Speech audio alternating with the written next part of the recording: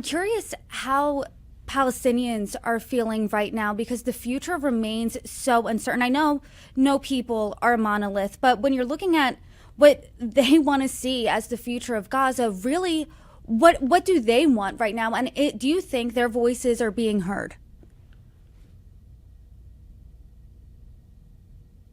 No, I don't think most of the people in Gaza voices being heard. One, I think they want really just food, water, being able to find a shelter, being able to return to some kind of normalcy, as crazy as this sounds.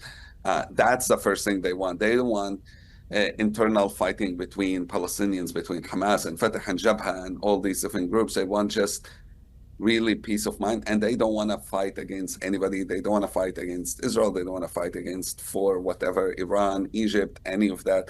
People there are just tired. Look, most Palestinians believe what we endured is a genocide, and so after such a massive pain and loss, they just want to have a minute for normalcy. And I talk to people there, and often some of my friends in Gaza say, on television, people want to view us as the heroes who survived the genocide.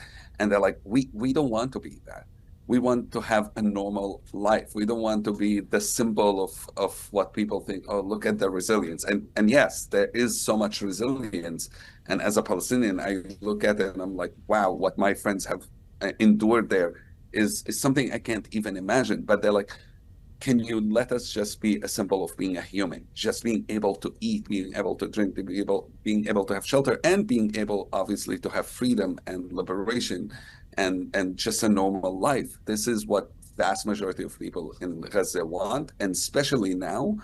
What's incredible to me, of everyone I know that I've talked to there, literally everyone, not one person have talked about revenge, even those who have lost 30 and 40 and 50 people in their families. Not one person I know who has been talking about, no, we need to get stronger and go back and get at them. Instead, they're saying, how do we make sure if we rebuild Gaza tomorrow, that the same thing isn't going to happen in 5 years? What guarantees does the international community gives us? There is a feeling of frustration that the whole world watched this for 2 years and did really very little to nothing, that as people starved, the world couldn't do anything about it. So there is that. And there's a fear of feeling, can we ever trust that we live in a world where if we are suffering and people can stop that suffering, they'll come and assist? And right now, the feeling is, as a world, we have failed the people in Gaza.